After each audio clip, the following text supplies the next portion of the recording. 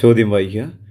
ഒരു സമാന്തര ശ്രേണിയുടെ 25-ാം പദം 72ഉം 72-ാം പദം 25ഉമായാൽ 37-ാം പദം എത്ര?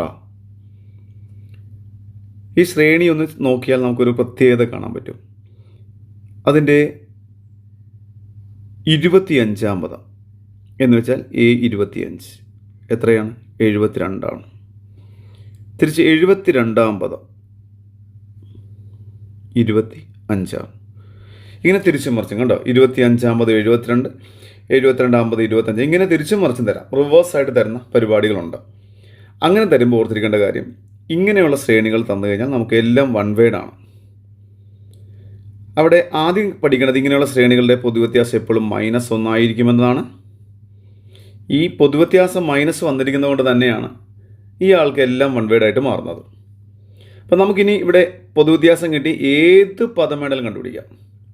ഏത് പദം വേണേലും. ഇവിടെ ചോദിച്ചിരിക്കുന്നത് 37-ാം പദമാണ്. ഏത് പദം ചോദിച്ചാലും നിങ്ങൾ ചെയ്യേണ്ടത് ഇങ്ങനെയുള്ള ശ്രേണികളിൽ നമ്മൾ ചെയ്യുന്നത് ഈ വന്നിരിക്കുന്ന രണ്ട് സംഖ്യകൾ അങ്ങ് പ്ലസ് ചെയ്യുക.